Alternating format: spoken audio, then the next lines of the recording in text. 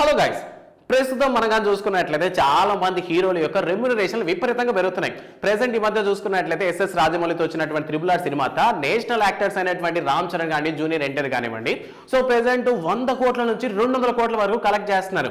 ఇక మన pan Indian hero అయినటువంటి రెబల్ స్టార్ ప్రభాస్ కూడా చూసుకున్నట్లయితే ఒక్కొక్క సినిమాకి 200 crores 300 crores తీసుకుంటున్నారు. అండ్ అదే ప్రకారంగా ఐకాన్ స్టార్ అల్లు అర్జున్ పుష్ప సినిమాకి సంబంధించి 300 కోట్లు తీసుకున్నారు. అవును, ఈ లెక్కలన్నీ మాకు తెలుసు కదా, కొత్తగా ఎందుకు చెప్తున్నాం అనేటువంటి డౌట్ మీకు రావచ్చు. బట్ యాక్చువల్గా ప్రతి ఒక్కరికి ఏదో ఒక స్టార్ట్ అనేది ఉంటుంది. సో ఈ స్టార్ హీరోలు ప్రెసెంట్ ఇన్ని 100 కోట్లు తీసుకుంటున్నారు కదా, అదే వీళ్ళ ఫస్ట్ మూవీ యొక్క రెమ్యునరేషన్ చెప్తే ఖచ్చితంగా మీరు నోరు ఎల్లబెడతారనమాట. అంతేనా అని చెప్పి.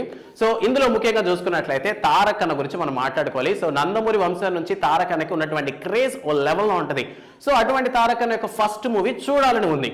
సో ప్రెసెంట్ 200 కోట్లు తీసుకుంటున్నటువంటి మన తారక్ అన్న ఫస్ట్ మూవీ చూడాలని ఉంది సినిమాకి ఎంత రెమ్యునరేషన్ తీసుకున్నారో తెలుసా? 5 లక్షలు. సో 5 లక్షల నుంచి ప్రెసెంట్ 200 కోట్ల రెమ్యునరేషన్ తీసుకునే స్థాయికి ఎదిగారనమాట.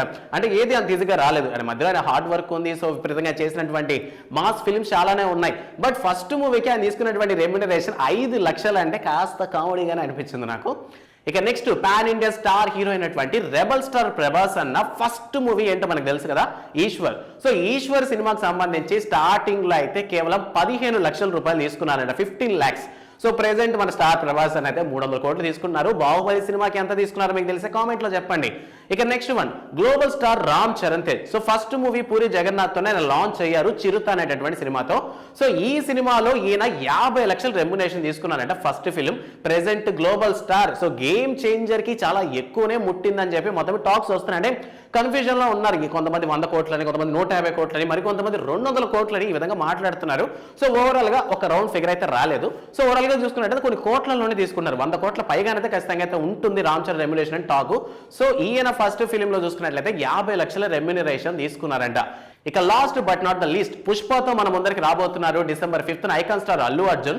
సో ఈయన ప్రస్తుతం పుష్ప సినిమాకి సంబంధించి 300 కోట్ల రెమ్యునరేషన్ తీసుకున్నారు అన్న టాక్ ఉంది. కొన్ని ఏరియాస్ లో 200 కోట్లు. సో ఏ మాత్రం తక్కువ కాదు, 200 కోట్లు ఏం తక్కువ కాదు కదా. సో ఈయన ఫస్ట్ మూవీ గంగోత్రి.